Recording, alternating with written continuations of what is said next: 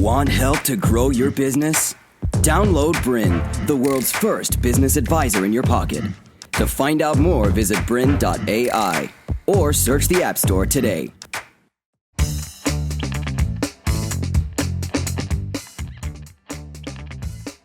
G'day, this is Peter Moriarty and welcome to another episode of Google Made Easy. I'm really excited to have you here today as we cover one of the biggest topics that we're going to be doing in this series, and that is what is best for me and for my business, Google Apps versus Microsoft Office 365. This is a showdown. We're going to be covering both.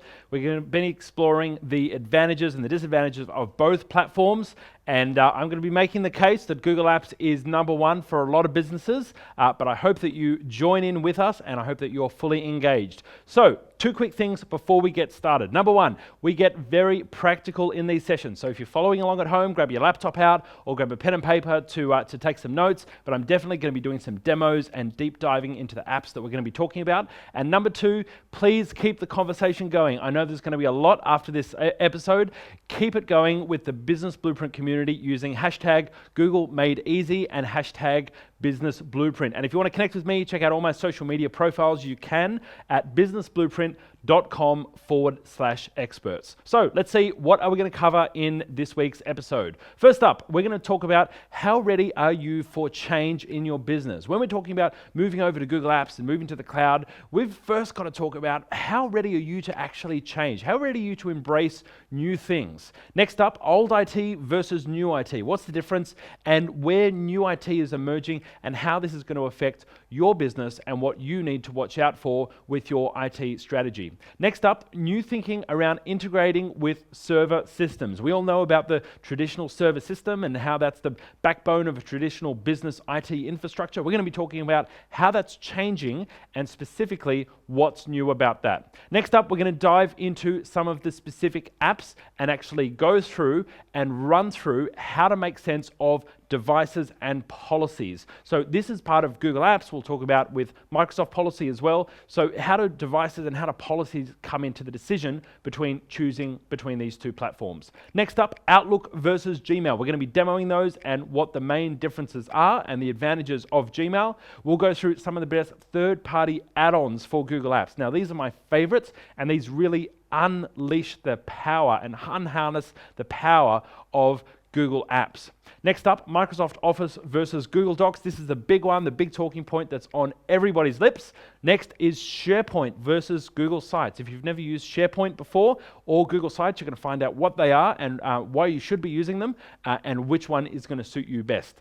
Next up, we're going to cover Skype versus Google Hangouts. Microsoft bought Skype recently, so Skype is now part of the Microsoft family. We're going to talk about the main difference between the two and which one you should be choosing to work with your team. Next up, finally, is how to work across multiple devices and how each of these platforms are going to help you get that done. So let's get started. First of all, let's talk about how ready are you to embrace change in your business. Now, we all go through change. Sometimes we move from a PC over to a Mac. Sometimes we move from a non-cloud-based accounting application like MYOB to something that's cloud-based like Xero.com, which is accounting and finances online.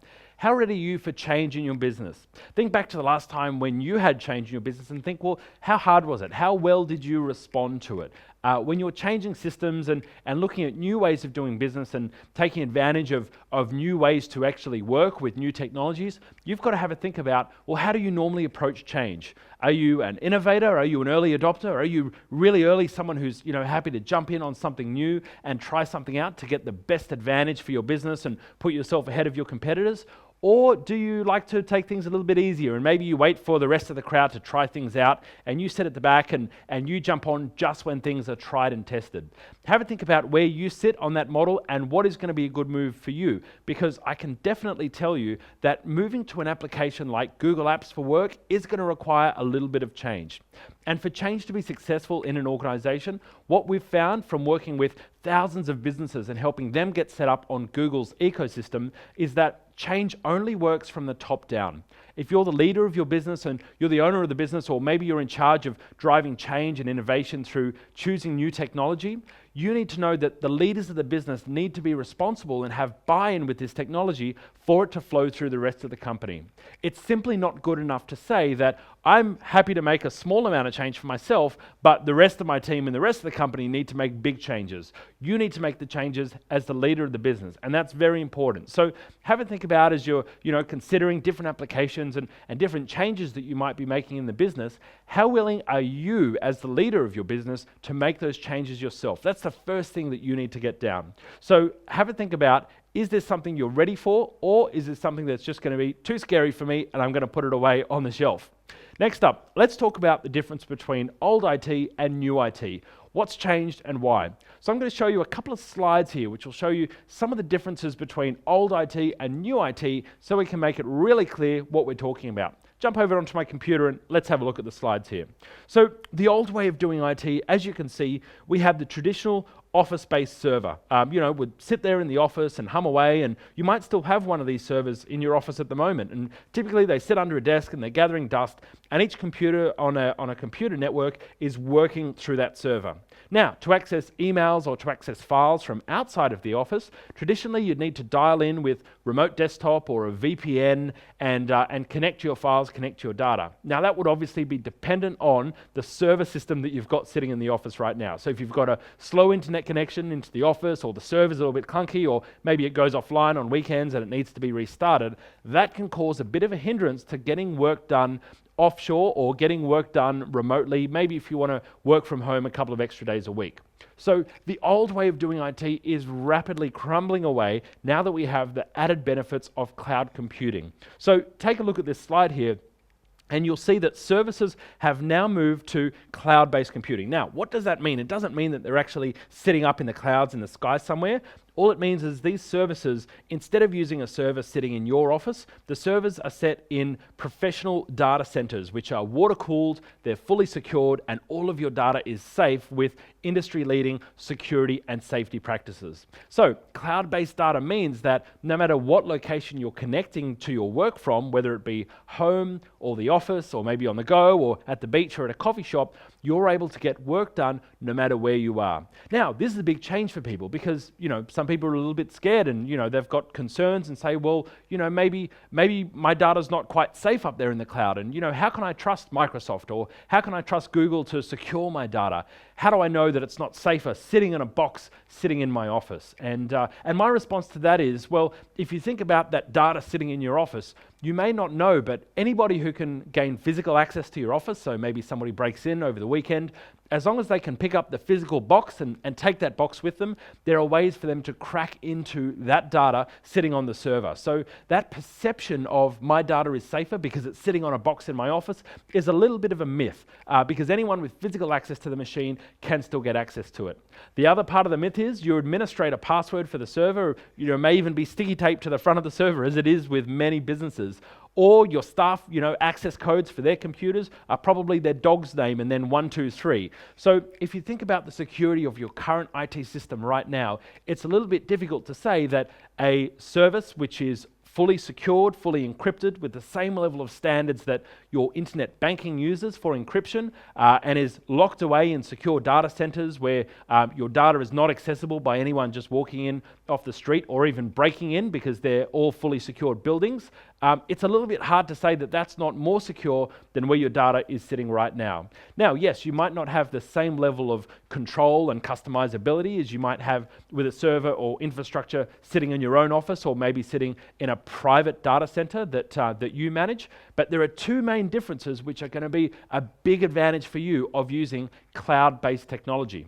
One of those is the cost savings. If you think about the cost of having your own private server sitting in a data center, it's thousands of dollars a month. It's extremely expensive to manage and maintain that. Not only that, but you need to spend money on IT services from an IT service business to actually maintain and manage that. And do you know if they're backing them up? Do you know if their company might go under and they might have problems with your data? How do you know that that's really being looked after while you're paying thousands and thousands of dollars a month just to have that maintained? Now, number two is the flexibility of working from cloud-based systems. Google managing your data and Google giving your data the availability all over the world means that you're going to get 99.999% uptime. When Google has an outage, it might only be for a couple of minutes, and that's a major incident to Google. Now, compare that to the last time that your server went down and have a think about how much business you lost or how much productivity your team lost just having one of those server systems offline caused to your team.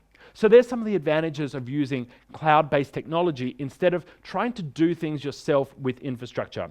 I'm going to run through some of the different businesses that have actually made the move over to Google Apps and why Google Apps might be a good move for your business. So we're a Google Apps partner, and Google Apps is what we help implement in small, medium businesses, and we help train, set up, and configure Google Apps, as well as move data from Microsoft Office, Microsoft Exchange, and other traditional server-based systems into the Google system.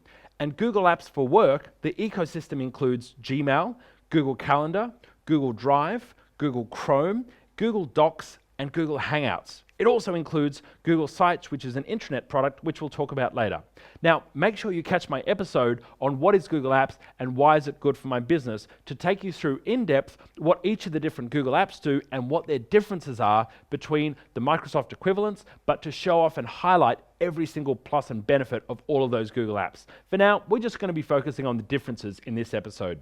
So Google Apps allows you to add your own email address to the Google Apps for Work ecosystem. And you may be surprised to know that all of these companies run their businesses on Google Apps. Now, these are just Australian businesses, so if you're within the Asia Pacific region, you'll probably recognize some of these. But also, if you take a look at the businesses that are running Google on an international level at the Google website, you'll see that many of the world's largest corporations have adopted Google for Business.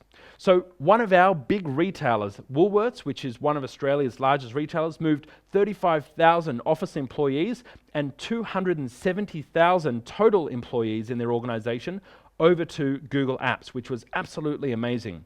And next up, the New South Wales Department of Education and Training, which is our local state education department, moved over 1 million mailboxes to Google.